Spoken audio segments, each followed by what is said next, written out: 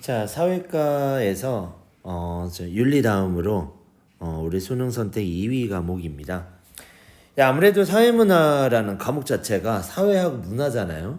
통합사회 때도 우리가 일반적으로 우리가 살아가는 법이나 제도에 의해서 우리 살아가는 일반적인 이야기들, 어떤 관점, 제가 앞에서도 아마 통합사회 할 때 뭐 기능론이나 갈등론 여러 관점에 의해서 거시적이나 미시적으로 바라보는 사람들의 움직임 이런 것도 얘기한 적이 있고, 그 다음에 문화로 넘어가면 우리가 사실 문화는 만들어가는 거죠. 문화의 변화라든가 문화를 바라보는 관점이라든가 여러 가지를 배우게 됩니다.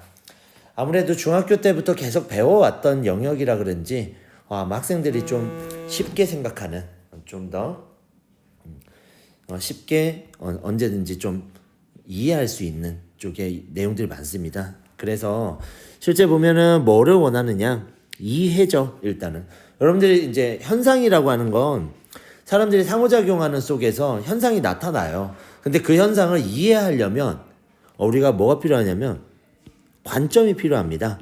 어느 관점에서 바라봐야 사회가 어떻게 보이는지가 나오기 때문에 그래서 여러분들이 이런 관점을 해결하는 과정, 그리고 또 한 가지는 의사결정 능력입니다. 여러분들이 어떤 사회 문제에 닥쳤을 때 어떻게 해결해 갈 수 있는지를 알려주는 거죠. 그래서 결국은 마지막은 또 역시나 민주시민, 정치와 법하고 마찬가지로 이거를 기르기 위한 과목입니다. 간단하게 우리가 소개를 해드리면 첫 번째는 역시나 관점입니다. 두 관점에 대해서 배우고요. 그 다음에 어떻게 연구를 하면 됩니까? 라는 방법론에 대해서 배우죠. 그리고 나면 우리는 사회의 거대한 스트럭처, 구조를 배우고 그 구조 안에서 우리가 조금씩 미시적으로 문화나 일상이 어떻게 되고, 그 다음에 사람들이 살아가면서 불평등, 그리고 불평등을 어떻게 해결해 나갈지를 우리가 배워나게 됩니다. 그리고 과거부터 우리는 사회는 계속 변동해 왔거든요. 그래서 구조적 변동에 대해서 설명을 합니다. 역시나 내용 어렵지 않고요. 아무래도 사회학에서 내용은 잘 어렵지 않지만 또 아무래도 여기는 수능 과목입니다. 수능 과목이니까 문제풀이, 문제 해결 능력은 좀 키울 필요가 있다. 그래서 제가 통합사회 시험을 좀 더 어렵게 출제하는 이유가 이런 수능 과목으로 갔을 때 여러분들이 닥쳐야 되는, 한 번에 부딪혀야 되는 이 난이도가 상당하기 때문에 이런 것들을 신경을 쓰고 있다.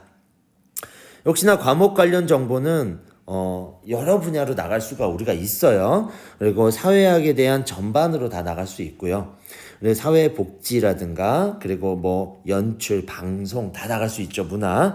그리고 여기 보면 사회학, 여성학, 정보사회학과를 모두 다 포괄할 수 있는.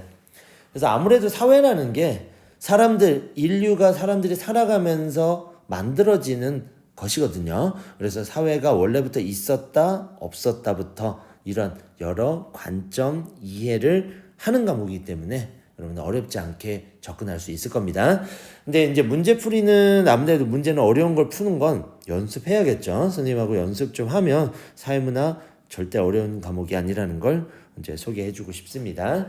그래서 이렇게 사회과에 대해서 통합사회에서부터 배워 나가는 걸 같이 문화편, 문화단원에선 문화가 조금 더 심화되겠구나 이렇게 생각해서 나가면 역시나 어렵지 않게 저랑 수업을 할 수 있을 것 같습니다. 그래서 이거는 우리가 2학년 1학기 때 만나게 됩니다. 그래서 4단위 실수로 만나니까 여러분들이 관심 있는 학생, 사회과를 꼭 들어야 문제 해결 능력이라든가 의사소통을 하고 싶다 하면 이렇게 들어주면 됩니다. 제가 통합사회 때 제일 중요하게 생각했던 게 토론이었으니까 이 토론식으로 우리가 갈 수 있으면 좋은 수업이 될 것 같습니다. 자, 다음에 함께 할 수 있으면 좋겠어요. 여기까지 마치겠습니다.